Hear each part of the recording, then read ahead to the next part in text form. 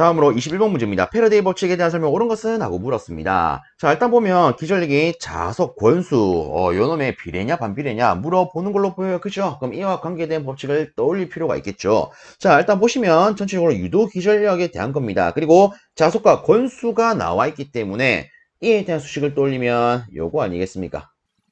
그쵸? 그럼 자, 봅시다. 첫 번째 보기.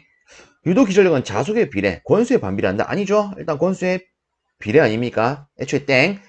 유도 기전력은 자속의 반비례, 반비례 땡. 세 번째, 유도 기전력은 권수의 비례, 권수의 비례하고 시간에 대한 자속의 변화율에 비례한다. 그쵸? 시간에 대해서 자속이 많이 변할수록 얘가 커지게 될 겁니다. 그럼 답은 3번 되겠네요. 4번은 애초에 권수의 반비례라고 되어 있기 때문에 틀린 게 되겠습니다. 그래서 이렇게 답을 고를 수 있는 문제도 출제가 되었습니다. 다음으로 22번 문제입니다. 삼상유도 전동기 회전 방향을 바꾸기 위한 방법은? 하고 물었습니다. 자, 이 같은 경우에는 은근히 자주 나오는 문제다. 그지요? 자, 그래서 다 바로 체크하도록 하겠습니다. 삼상유도 전동기 회전 방향을 바꾸려면 삼상 세선 중에 이미 두 선의 접속을 바꾸면 됩니다. 그래서 답은 바로 2번이 되는 거죠. 자, 이어서 아래쪽에 있는 23번 보도록 하겠습니다. 다음 주 변압기 온도 상승 시험법으로 가장 널리 사용되는 것은? 하고 물었습니다. 실제 이 변압기 온도 상승 시험법에는요, 실부하법,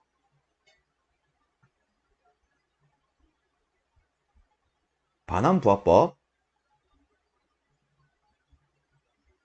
등가부하법이 있습니다. 다르게 얘를 우리가 단락법이라고도 불러요. 자, 근데 요 중에서 이 실부하법은요, 주로 잘 쓰진 않습니다. 이름 그대로 얘는요, 실제 부하를 접속해서 측정한 방법인데, 솔직히 요 같은 경우에는 아주 작은 부하라면 충분히 시행할 수 있지만 조금 큰 부하 같은 경우에는 시행 가능성이 조금 낮습니다. 그래서 예를 들어서 어떤 뭐 아파트에 전기를 공급하는 변압기 온도 상승 시험을 하고 싶대요. 그럼 그 아파트에 있는 모든 부하를 다 켜야 되지 않겠습니까? 근데 어떤 집에는 그 시간대에 사람이 없을 수도 있어요. 그렇죠? 그럼 실질적으로 모든 부하를 다 접속해서 실험을 할 수가 없겠네요. 그래서 이 같은 경우에는 현실 가능성이 동떨어진 친구다라고 보시면 됩니다. 그래서 솔직히 이런 온도 상승 시험법이 출제가 됐을 때에는 주로 반환부하법 내지 등가부하법 혹은 단락법이 답이 됩니다. 근데 여기서 우리는 우선순위를 챙겨야 됩니다. 1순위는요 반환부하법이고요. 2순위는 이 친구예요. 그래서 실제 과연도 문제 같은 경우에는 일단 이 문제부터 보고 갑시다. 자, 널리 사용되는 것을 고르면 실부하법, 반환부하법 있죠? 솔직히 얘는 볼 필요가 없어요. 답은 요 놈이 됩니다. 근데 과연도에는 다르게 이렇게 나온 적도 있습니다. 반환부하법 자리 대신에 단락법이 나왔던 적도 있어요. 그럼 이때는 당연히 단락법이 답이 될 겁니다. 근데 만약에 이 두 개가 같이 있다면 어떤 걸 찍어야 되겠습니까? 그때는 얘가 우선이라는 거예요. 아시겠습니까? 그래서 실질적으로 얘를 좀 더 널리 사용합니다. 그래서 이 우선순위 추가적으로 체크해 놓으시면 도움이 될 수 있지 않을까 싶네요. 다음으로 24번째 문제입니다. 현저 입력 10kW 슬립 3%의 삼상 유도 전동기 2차 동선은? 하고 물었습니다. 자, 일단 이 동선은요, 수식관계를 쓰면요, 실제 뭐 손실에 대한 거기 때문에 입력에다가 손실의 비를 나타내는 슬립을 곱함으로써 바로 계산할 수가 있습니다. 근데 저는 보통 이제 이렇게 안내를 드립니다. 요거는 뭐 참고 삼아 봐주시면 되지 않을까 싶은데, 유도 전동기에 있어서 뭐 2차 입력이라든가, 얘가 다른 말로 회전자 입력이죠. 그 다음에 2차 손실, 즉 동손이죠. 그 다음에 출력. 자, 이렇게 2차에 있어서 입력, 손실, 출력의 3요소 중에 2가지 이상 언급이 된다. 그러면 바로 출력비를 떠올려 봐라. 저는 보통 이제 이렇게 언급을 합니다. 그럼 여기서 출력비는요, 이거 아닙니까? P2 대 P, C2 대 P는 1대 S 대 1 마이너스 S요. 그죠? 그럼 여기서 보세요. 지금 언급되어 있는 것은 입력과 손실밖에 없습니다. 그러면 미언급된 것은 제하고 얘를 대각으로 곱하라. 그러면 수식이 이렇게 만들어지죠. 근데 만약에 뭐 지금 문제는 현재 입력이 주어졌지만 그게 아니라 출력이 주어진다면 얘를 없애고 얘를 대각으로 곱해서 문제풀이를 진행할 수 있을 겁니다. 자, 어쨌든 지금은 동수에 대해서 묻는 거기 때문에 그냥 여기다가 바로 계산하도록 하겠습니다. 자, 10kW죠? 그 다음에 슬립이 3%니까 0.03 취하겠습니다. 계산하니까 300W가 되어서 1번이 답이 되더라. 아래쪽에 있는 25번째 문제 이어서 보겠습니다. 6극 3상 72슬롯 동기발전기의 매극 매상당 슬롯 수는 하고 물었습니다. 자, 매극 매상당 슬롯 수는요, 우리가 극수 곱하기 상수 분의 전체 슬롯 수로 계산할 수가 있습니다. 그럼 자, 보세요. 지금 주어진 극수가 6극이죠. 상수는 3상입니다. 현재 슬롯은 70이에요. 그럼 끝났죠. 우리한테 필요한 매극 매상당 슬롯 수는 어떻게 된다? 4가 된다. 그래서 답은 3번 이렇게 고를 수 있겠습니다. 다음으로 26번째 문제입니다. 달납비가 큰 동기기에 대한 설명 옳은 것은? 하고 물었습니다. 자, 저는 보통 이렇게 안내를 드립니다. 여러분께 이렇게 한번 여쭤보겠습니다. 여러분들 요즘에 동전 많이 씁니까? 안 쓰죠. 요즘에 뭐 페이라든가 카드라든가 이런 거 쓰지 않습니까? 그죠? 그러면 어이구 동전을 잘 안 쓰니까 아, 동전의 효율이 많이 떨어졌구나 이렇게 볼 수 있겠죠. 그래서 달납비가 큰 기기의 특징은요, 동전 효율이 떨어지고요, 반대로 나머지는 커지더라. 그렇죠. 동전 효율이 떨어진 것만큼 카드나 페이의 비중이 높아지는 거 아닙니까? 이런 식으로 저는 안내를 드리는데, 그럼 여기서 이놈들의 의미가 뭡니까? 동은요, 동기 임피던스 내지 동기 리액턴스를 의미를 합니다. 저는요, 전압 변동률 혹은 뭐 전압 강화율도 될 수 있고요. 다르게 전기자 반작용. 효율은 이런 그대로 효율입니다. 자, 저는 딱 이렇게 안내를 드려요. 그럼 반대로 이렇게 생각해 볼 수 있겠죠. 아니, 그러면 달납비가 작은 기기 특징은 어떻게 됩니까? 간단하죠. 동전 효율이 커지고요, 나머지는 작아져요. 그냥 반대로만 돌리시면 됩니다. 그럼 자, 보겠습니다. 이를 이제 여기다가 바로 접목을 해볼게요. 달납비가 큰 동기기에 대한 설명을 옳은 것을 물었죠. 그러면 다시 동전 효율을 잡고 나머지는 높아진다, 딱 기억을 합니다. 그럼 자, 보세요. 첫 번째, 안정도가 높대요. 자, 안정도는 동전 효율에 포함됩니까? 안 됩니까? 포함 안 되죠. 얘는 나머지입니다. 나머지요. 그럼 나머지는 커야 되니까, 답 바로 이거겠네요. 끝. 간단하죠. 그럼 나머지 한번 볼게요. 전압 변동률이 크다. 얘는 떨어지죠. 작아야 됩니다. 전기자 반정도 어떻습니까? 어떻다? 떨어져야 된다. 작아야 되죠. 그리고 기계가 소형이다. 다른 말로 있는 치수죠. 기계의 치수가 어떠하느냐 묻는 건데, 치수는요, 동전 효율에 포함됩니까? 안 됩니까? 안 됩니다. 나머지죠. 그래서 실상 기계가 소형이 아니고 대형입니다. 그래서 이처럼 동, 전, 효율 제외한 나머지 요소는 이런 그대로 나머지로 취급하시면 끝나는 문제입니다. 그래서 다시 달납비가 큰 동기기 물으면 동전 효율이 떨어지고 나머지는 커져요. 딱 기억해 주시기 바랍니다. 다음으로 27번째 문제입니다. 변압기 내부 고장 보호에 쓰이는 계전기로서 가장 알맞은 것은? 하고 물었습니다. 자, 일단 여기에는 보기 중에서 우리가 고를 수 있는 것은 솔직히 연원밖에 없죠. 그죠? 내부 고장 보호에 쓰이는 것 자동 계전기입니다. 혹은 차동 계전기 대신에 비율 차동 계전기가 나올 수도 있죠. 참고해 주십시오. 자, 이어서 28번째 문제 보도록 하겠습니다. 자, 다음에 속도 특성 곡선에서 직류 분권 전동기에 해당하는 것은? 하고 물었습니다. 자, 여기서 중요한 거는 분권 전동기예요. 자, 우리가 알기로 일반적인 기준으로 살펴보겠습니다. 왜? 별도의 특별한 언급이 없기 때문에 일반적인 분권 전동기는 어떤 특징이 있을까요? 얘는요, 정속도 특징이 있습니다. 그렇죠? 거의 속도가 일정하게 나타날 수 있는 특성을 가지고 있어요. 일반적인 기준에서는. 맞습니까? 근데 물론 이런 것도 있습니다. 만약에 계좌 저항기를 가지고 자속을 제어를 합니다. 그럼 이때는 어떻게 됩니까? 계좌 저항기가 있다면 이때는 가변 속도 특성을 가질 수가 있습니다. 근데 이 계좌 저항기에 언급이 없다면 우리는 일반적으로 어떻게 취급합니까? 이렇게 빨간색으로요. 그렇죠? 그러면 자, 보세요. 우리는 이것만 알면요, 여기서 분권 바로 고를 수가 있습니다. 자, 여기 보면 A, B, C, D 네 가지 그래프가 있는데 여기서 딱 일정하게 보이는 거, 즉 정속도처럼 보이는 거 누구밖에 없습니까? B밖에 없죠. 답은 2번이죠. 그렇죠? 거의 보면 얘가 일직선이에요. 이게 무슨 말입니까? 전류값에 따라서 속도가 변하지 않고 거의 그대로 유지된다. 즉 정속도 특성을 갖는다. 이런 거 아니겠습니까? 그렇죠? 그래서 이 특성 가지고 답을 간단히 고를 수 있더라. 자, 다음으로 아래쪽에 29번째 문제 보도록 하겠습니다. 가정용 선풍기나 세탁기 등에 많이 사용되는 단상유도 전동기는? 하고 물었습니다. 보통 이제 가정용 하면은 많은 분들이 바로 이렇게 생각하시죠? 콘덴서요. 그래서 답은 바로 2번 됩니다. 근데 여기서 한 가지만 추가적으로 안내를 드릴게요. 혹시나 해서 그 관연도에 여기서 바로 하겠습니다. 예를 들어 얘가 없고요. 여기에 이렇게 나온 적이 있어요. 문제가 요거랑 같은 맥락인데 보기가 영구 콘덴서형도 있고 콘덴서 기동형도 있었습니다. 그럼 이때는 답을 뭘 골라야 될까요? 기본적으로 영구 콘덴서형이 우선입니다. 체크해 주십시오. 요 같은 경우에는 간단히 제가 이렇게 안내를 드릴게요. 이 콘덴서 기동형이라고 하는 것은 기동을 할 때 콘덴서를 투입한다라는 겁니다.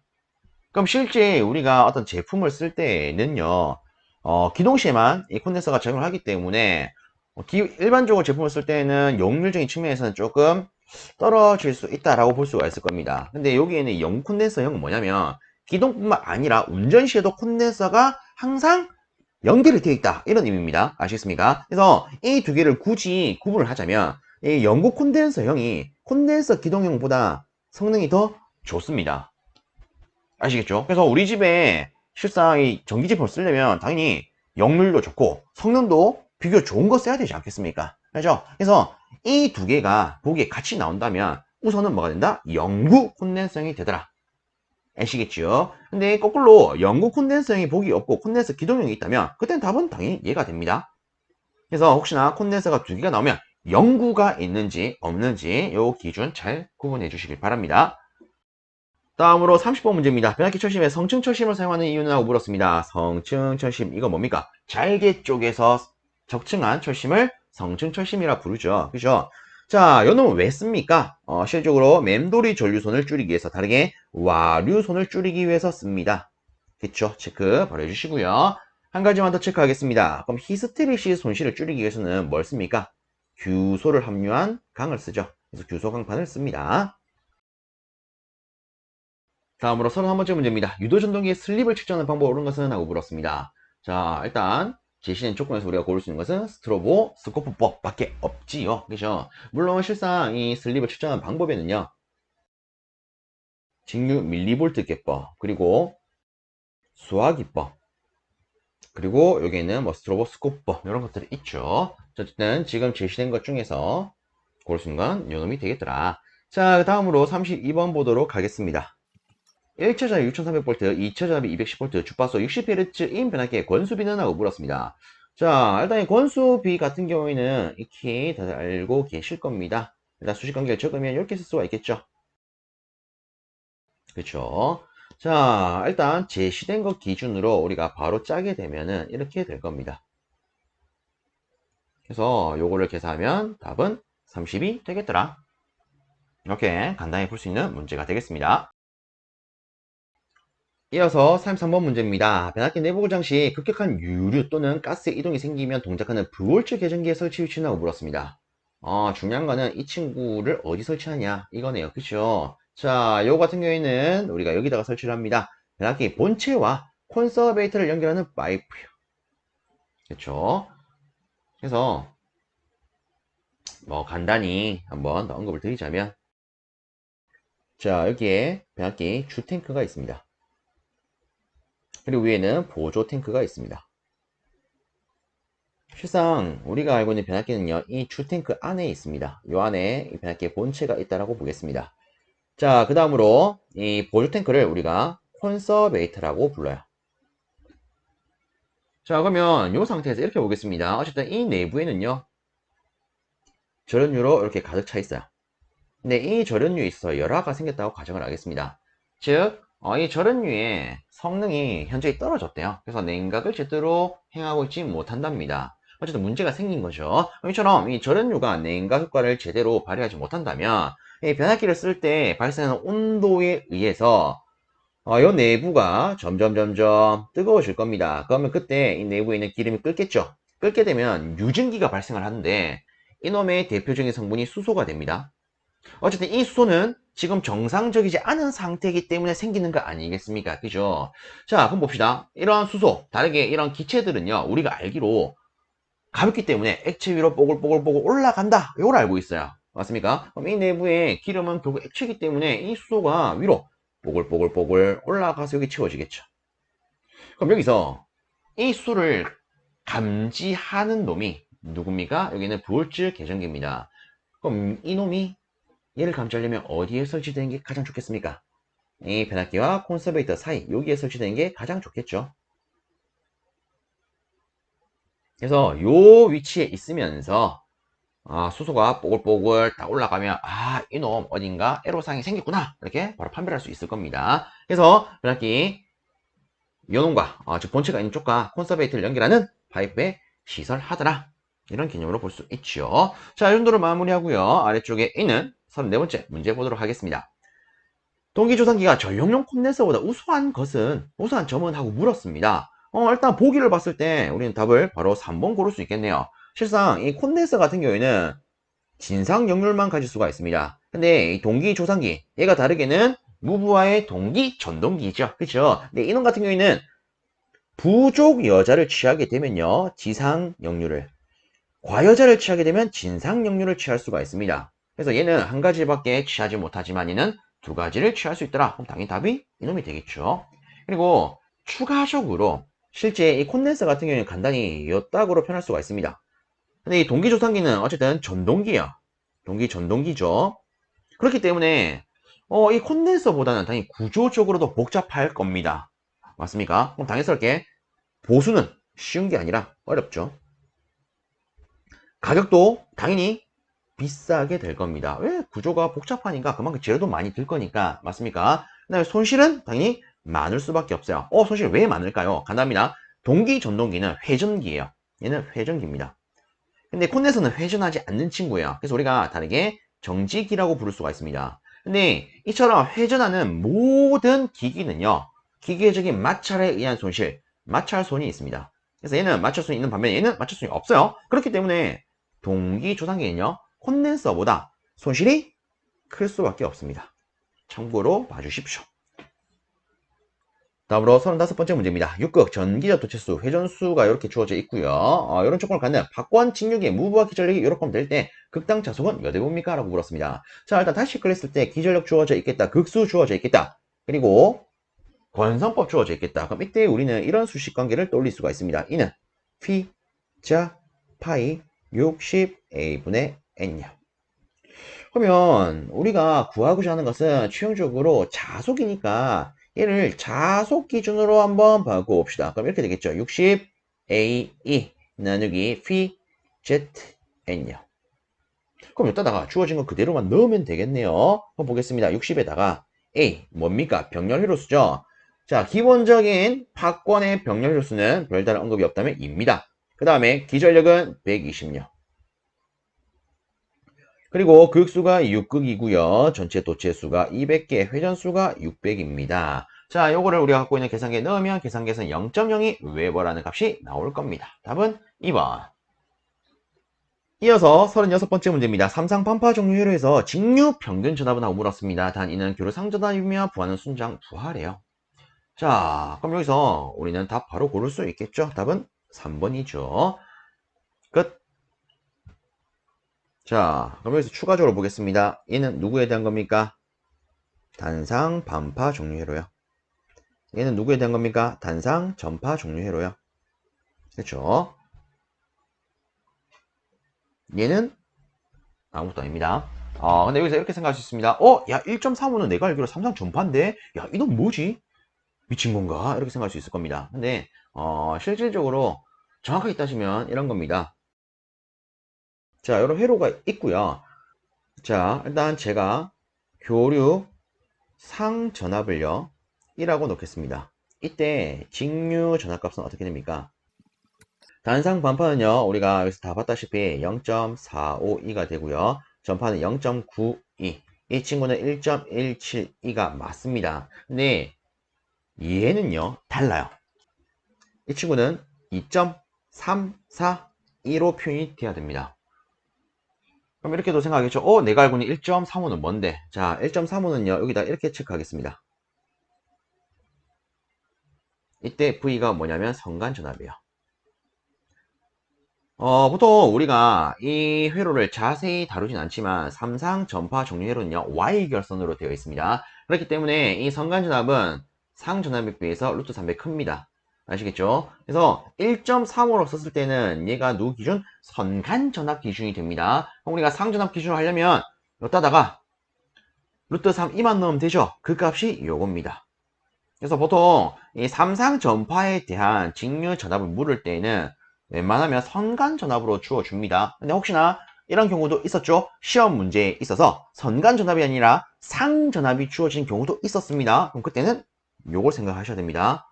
그래서 요거는 구분 확실히 하는 게 좋지 않을까 싶습니다. 다음으로 37번째 문제입니다. 단상 전파 사이리스터 정류 회로에서 부하가 큰 인덕턴 있는 경우에 점호각이 60도일 때 정류 전압은 몇 볼트입니까? 즉 결국 뭐 구하라는 겁니까? 정류된 전압, 직류 전압을 구하라 이거 아닙니까? 그죠? 네, 이런 조건이 또 있습니다. 단 전원 측 전압의 실효값은 100V고 직류 측 전류는 연속이래요. 결국 이 회로는 연속 기준으로 해석을 하라 이거 아닙니까? 그죠? 자, 실상은 얘가 중요합니다. 왜 중요하냐면 이런 거죠.